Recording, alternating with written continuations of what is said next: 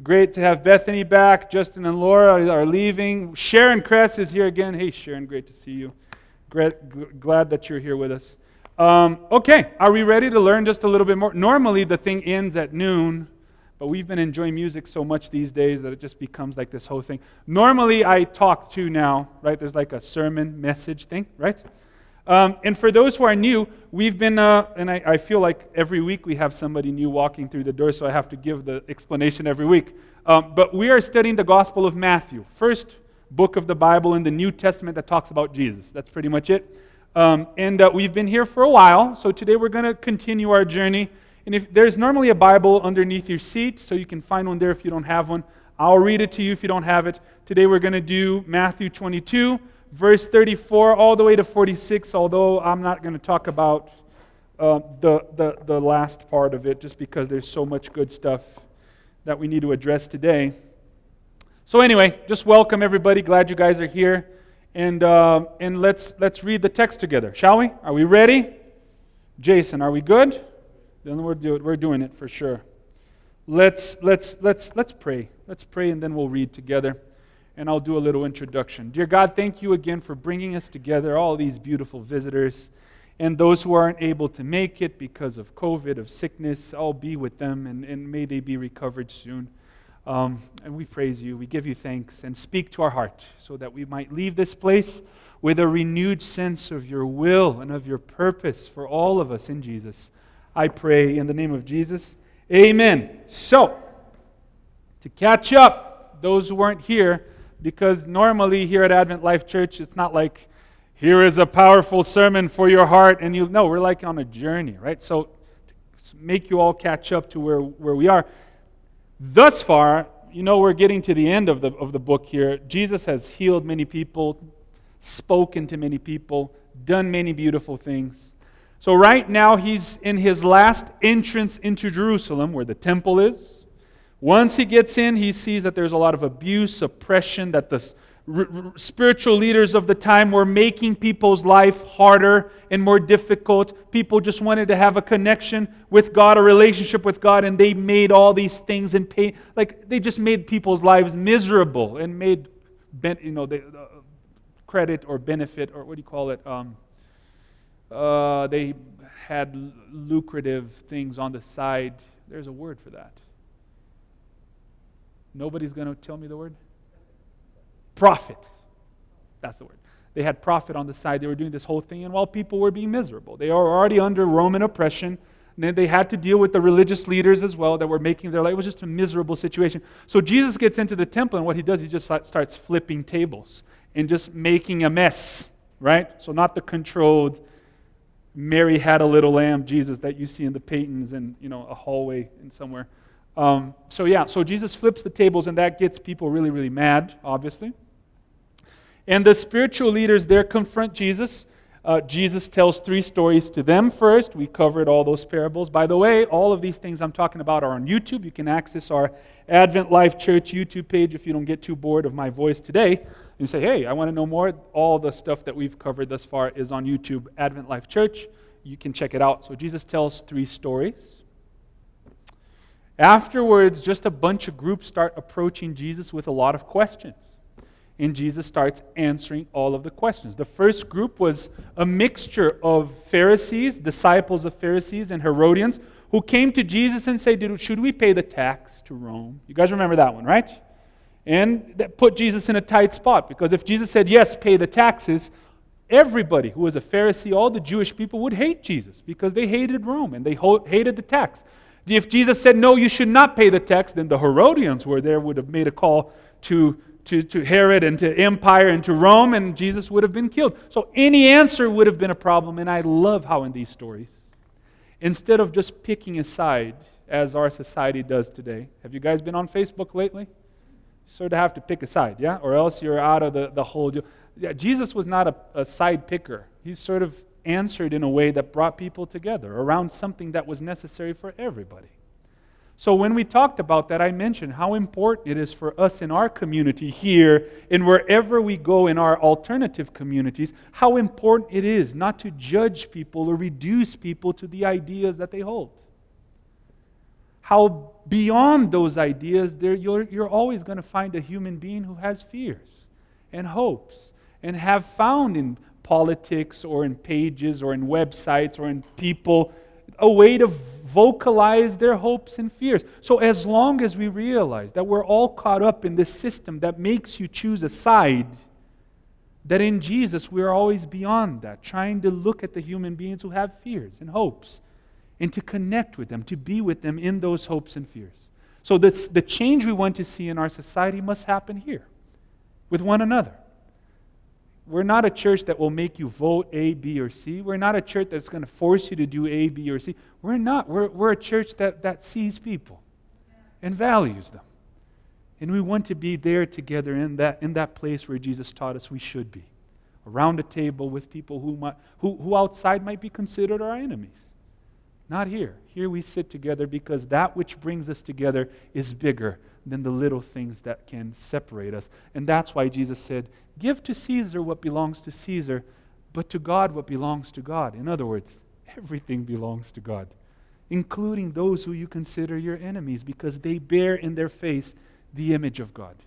So we need to be good stewards of one another, of each other's pain, of each other's happiness, of each other's dreams, and of each other's hopes and fears. We need to be there with one another. So that's a summary of that, right? Last time we were together, we talked about the resurrection. People came to Jesus and said, oh, that resurrection, Sadducees. Resurrection doesn't exist. It's a crazy idea. Let's say there's a guy who gets married to a wife, and we know what Moses says. If they don't have children, he needs to marry the next brother. So the guy died. The woman married 7 times with no children. In heaven, who is she going to be with?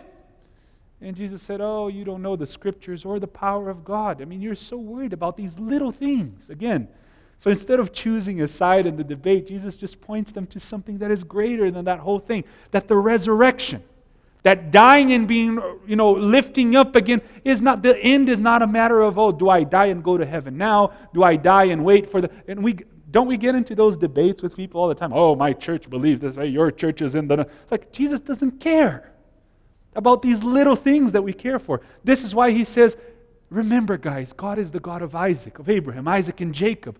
Not a God of the dead, but of the living. What does that mean? That means that whatever you like to discuss, it doesn't matter. What matters is that the story of humanity, of Abraham, Isaac, and Jacob, and all of us, ends in life. Because God is a God of life. That's it. So don't bicker, don't discuss, don't go out and point. Just remember that this whole thing ends in life. And may we be connected to that God now. And we're going to see that the little questions, they dissolve in the beauty of the assurance that this whole story... And isn't it important to be reminded of that these days? COVID is back. We're doing a memorial service for Gary. People are getting sick in our churches around. It's just a mess.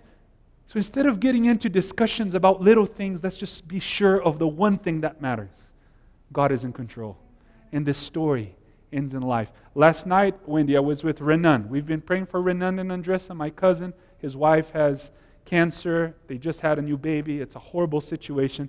And last night we were discussing, he's like, Tiago, I'm not in a good place. Andressa is still recovering. He's like, very difficult situation. So please keep praying for Renan and Andressa. And I said, Renan, I may not understand your feeling right now because I never had to go through what you're going through right now. But again, my friend, the one thing I do know, the only thing I know is that this whole story, your story, Andressa's story, your baby's stories, it ends in life. That's it. And I'm not saying that just so that the pain might go away. No, honor the pain, honor the fighting with God, honor the questions without answer. But the one thing that should never be shaken is the assurance that this story ends in life. Period. Isn't that better, my friends? Yes or no?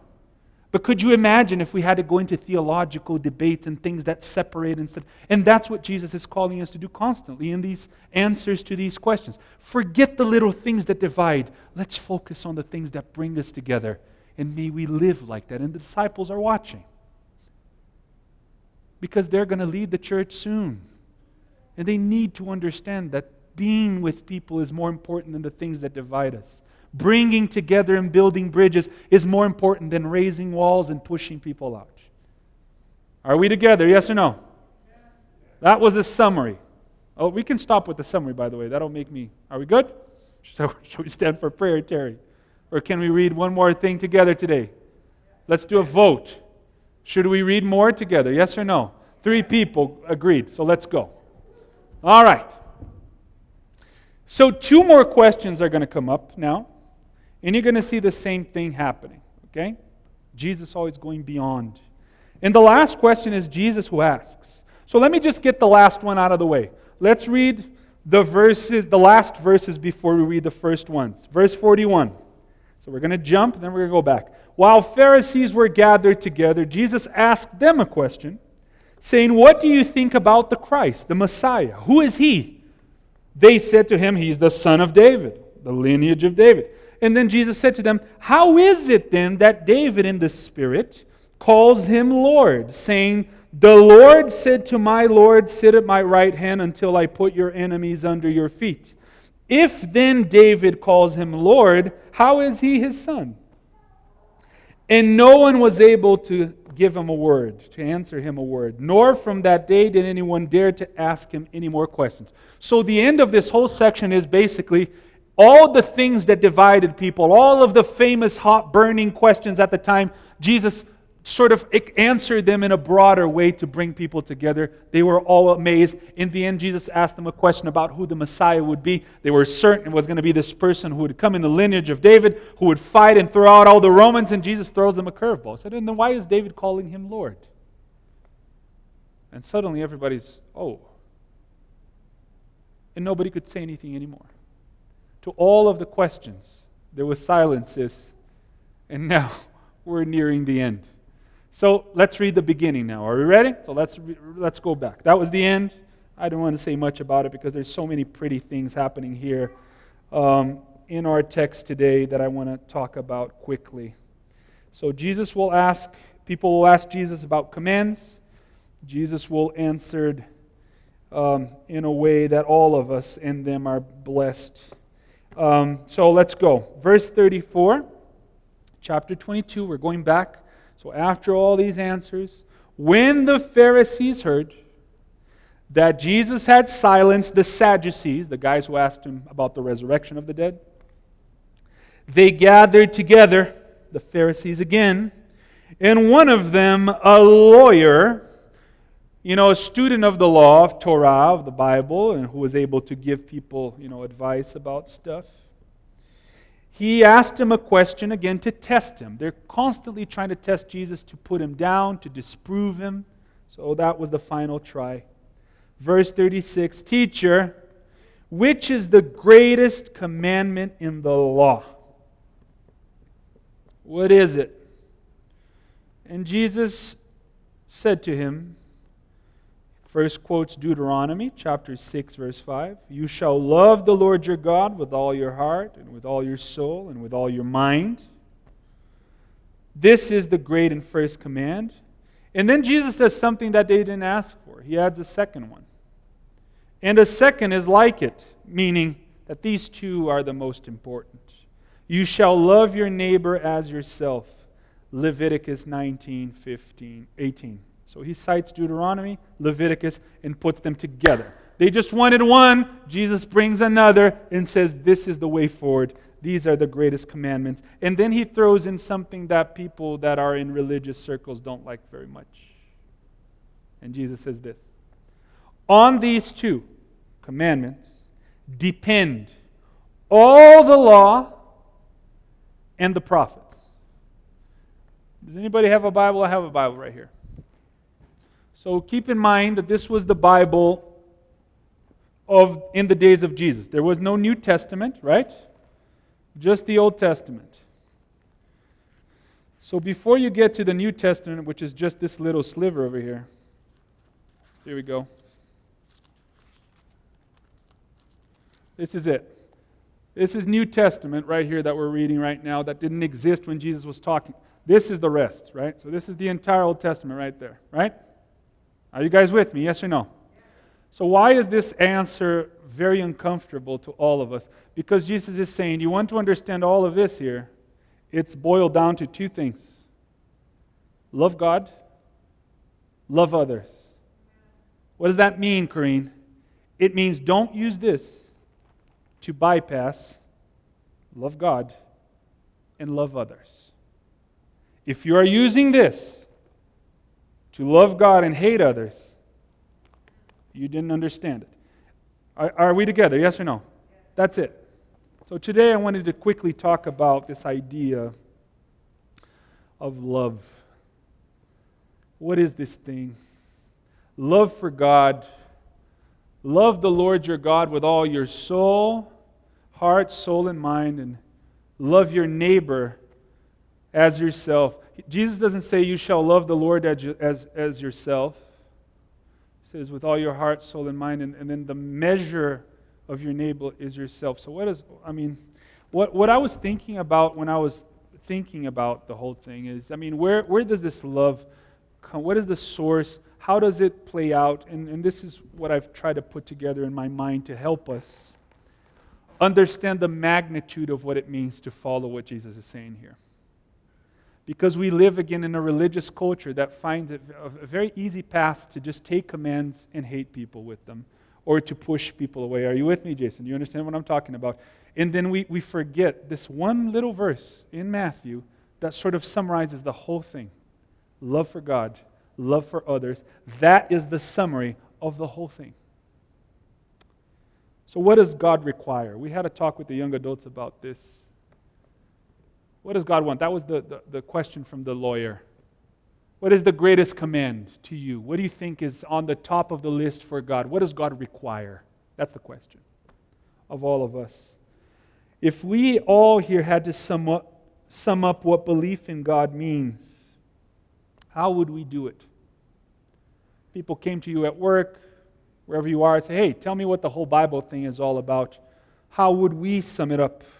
Libraries are filled with books.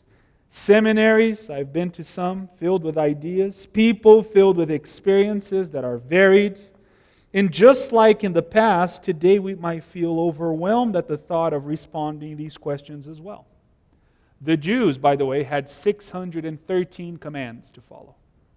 It's a heavy religion. They followed everything not because they were legalists, by the way, because that's the modern thing to do, right? Oh, they kept the commandments, but they didn't have Jesus and grace. No, they kept the commandments because that was God's grace. So do these things and then you'll understand how to live. Because all of these commands, the purpose of them is to lead people to do what, Yvette? Love God and love others. That's it.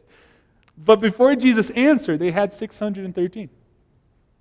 So what do you, if we ask the question here, what is the most important commandment for us?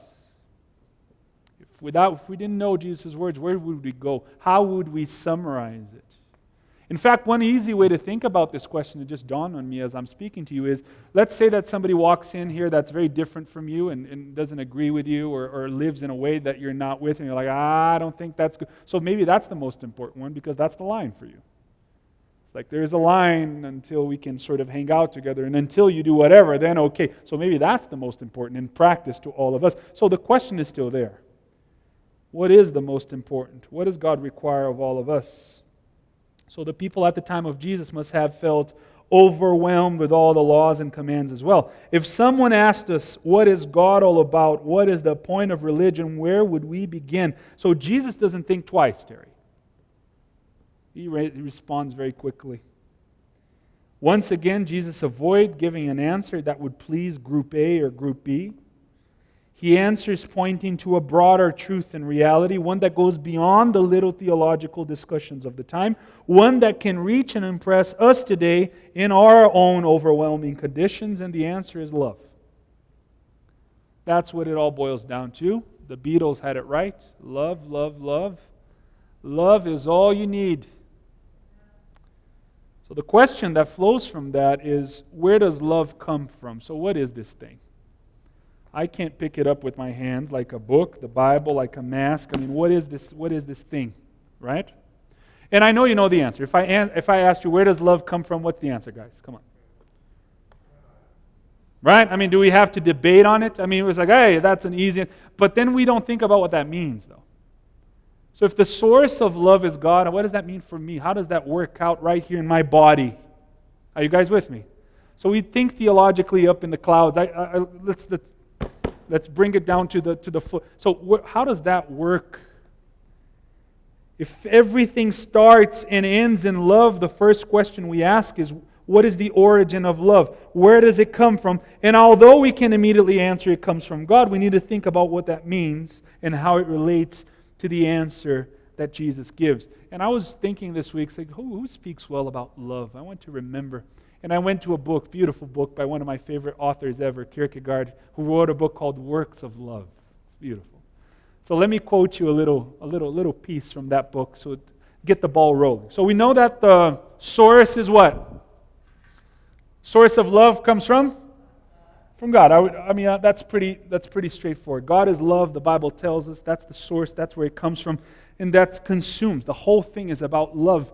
That's what the law was aimed toward. If you are truly law keepers, if you want to say, Tiago, Jesus is great, but I want to keep the 613 commandments, I'll say, hey, God bless you. You go and do that. Why? Because if you do it right, it should end in love for God and others. That's it. Are you guys with me? So we don't do it like, oh, those are legalists. No. You go and do that. The whole point of it is love. So I hope you get it and not turn it into a weapon like some of the Pharisees and other people along history who even turned love and Christ into a weapon to say, oh, you're illegal. So we can go any way here with weaponizing theology to hurt others.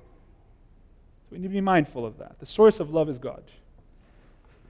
Kierkegaard writes, and I quote, and I love this, the hidden life of love is in the most inward depths, unfathomable, and still has an unfathomable relationship with the whole of existence.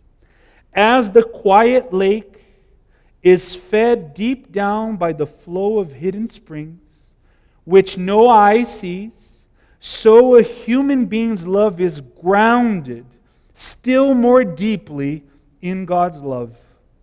If there was no spring at the bottom, if God were not love, then there would be neither a little lake nor human love. As the still waters begin obscurely in the deep spring, so human love mysteriously begins in God's love. Isn't that beautiful? Do we deny this? No, we can't, right? So there's something happening right now, sis, with all of us and every single human being on earth. Because have you guys ever seen somebody who is non-religious loving? Yes or no? So again, the condition for that dynamic is not being in a building once a week. The condition of that is just beyond all of these things. It's hidden within us. You can't find it. It's a mystery because it's rooted in a God we cannot see, who feeds the lake of our heart with a love that is as concrete as everything else around us. Love is a real thing. Romans 5:5, we're getting there on our Tuesday night Bible studies on Zoom. The love of God is poured into our hearts through the Spirit who Christ has given. It's beautiful. The spring of our heart is filled with love. So what does that mean then? Okay, so now that I know that the source of love is God, and something happens within us that can allow this love to flow out. Because remember, we pause right here. Somebody's trying to write me. Sid from golf. Hey, Tiago, don't know if I have... Sid that I met that goes to the shelter now. I met a guy golfing the other day, Dave. Young kid, he's helping us at the shelter now. He asked what we do at school. So Wendy, we need to contact Sid. All right. What was I talking about? Yeah, pause. We need to pause. Love in the Bible for these people, in Torah and in Jesus, is not like a little feeling. You shall love your God with all your heart, soul, and mind, and you wake up, like, I feel like a Febreze commercial, right? Like, like a smell. No, that's not what love is. In the Bible, nothing in the Bible really is about feelings. You got the Febreze commercial. You've seen the Febreze commercial, yeah? Like somebody smelling spring, and it's like I don't want to ruin the Febreze thing, but it's like a chemical, right? It's weird. Anyway. Not a feeling. Love is a way to position ourselves in relation to another. Are you guys with me? Jason and Tammy, you guys know what that's all about, right? Love is not like, I feel like, you've been together 22 years, right? It's not like a feeling. Like truly, it's a way to position myself in relation to others. That's why Paul goes, to long extents in 1 Corinthians to say love does this. Love is patient. Love is kind. Because love can be an empty word if it's not attached to action, to actually doing things. And normally it's not doing things for self, it's always for others. Because self-love can be also, selfishness. And that whole, although self-love is important, as we say, love others as yourself. So taking care of yourself, being patient with yourself, being kind to yourself is also part of that package.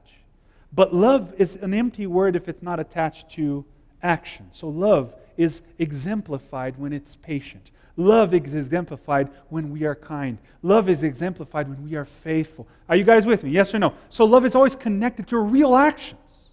That's how it's revealed. And this is why it's so confusing for many people along the centuries, this idea of loving God.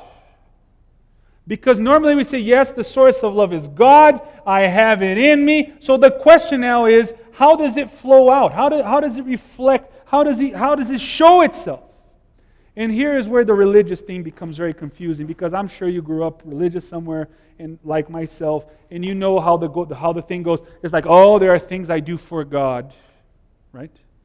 I have to love God back. I have to love God with all my heart. And normally what that used to mean when I was a kid is I have to read a book for like 3 hours and another book for an hour, and I have to go to the building and I have to play the music. I have to perform things for a God I cannot see. Are you guys with me? Yes or no?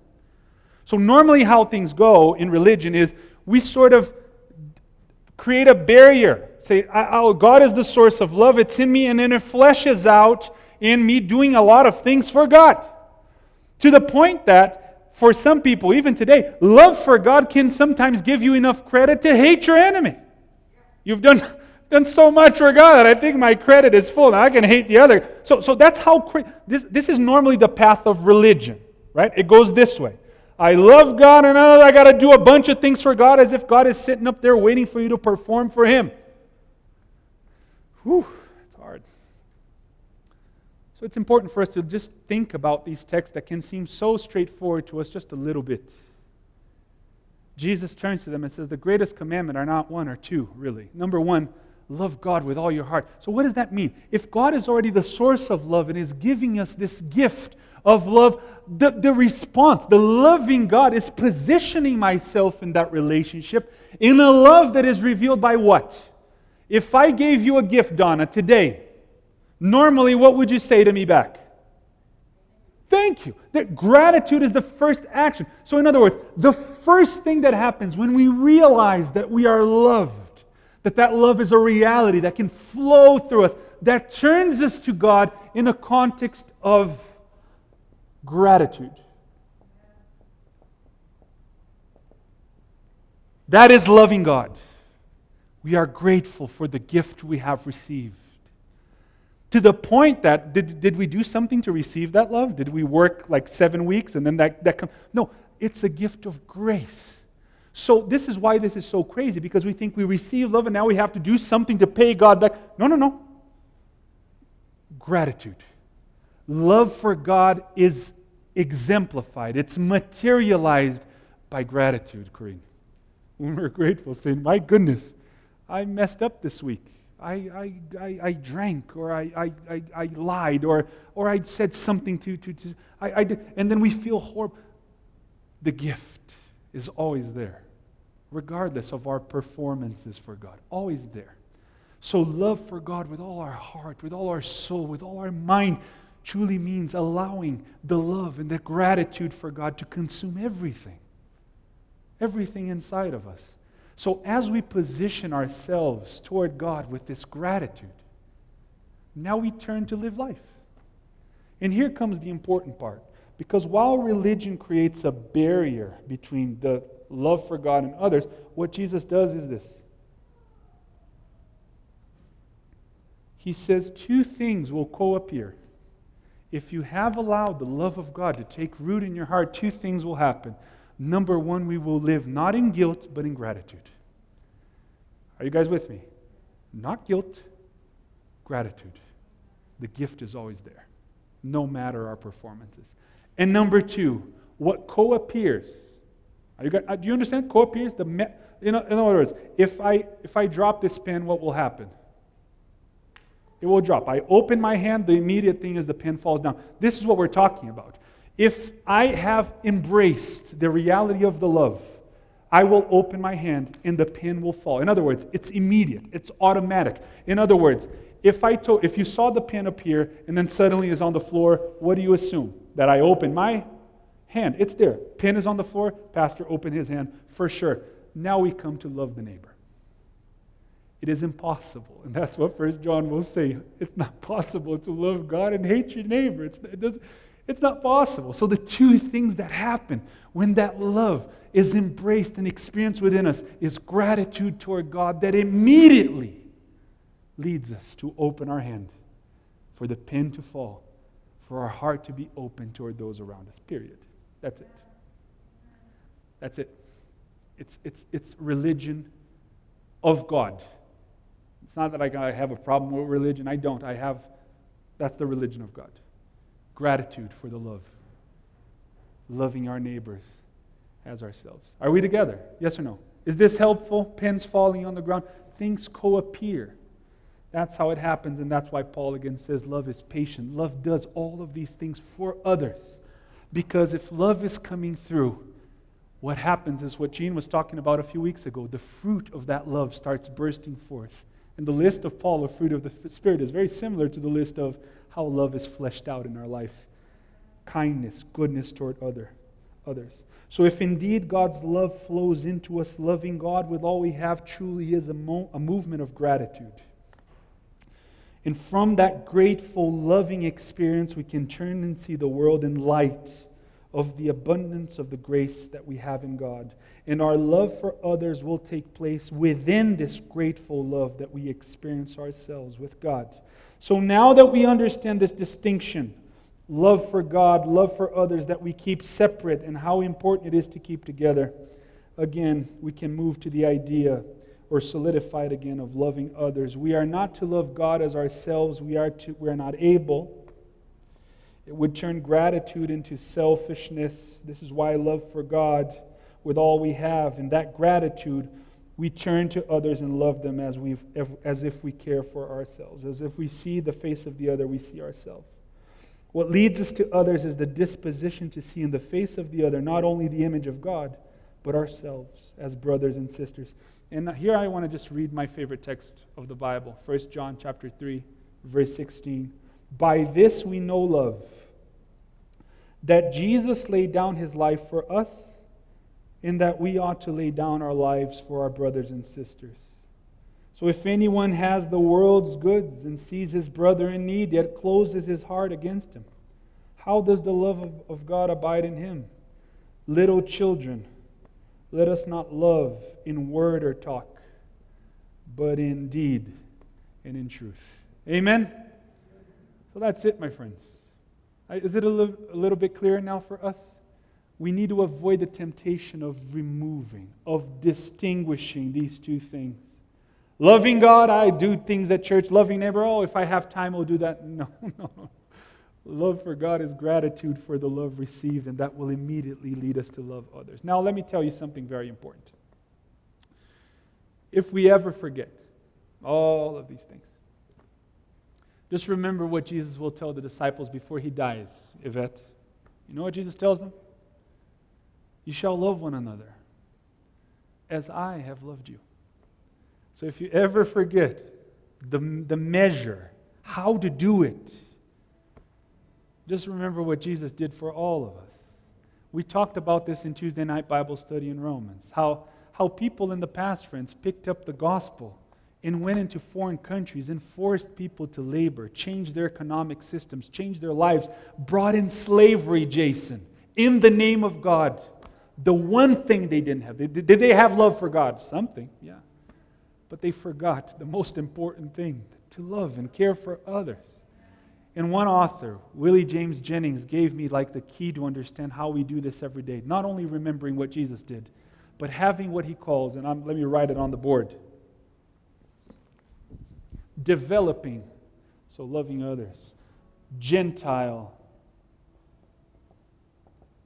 remembrance. What does that mean, Tiago? Gentile remembrance. When you see other people out there who doesn't look like you, who don't believe like you, how do I love them? Well, just remember that we are not, anybody Jewish here? I don't think anybody's like, do you have the blood of Abraham, Isaac, and Jacob? No. So we weren't supposed to be part of this story. But Jesus invited us to the table, as we were, all foreigners and stuff. So when we see others out there, remember what Jesus did. Sometimes he was just healing people.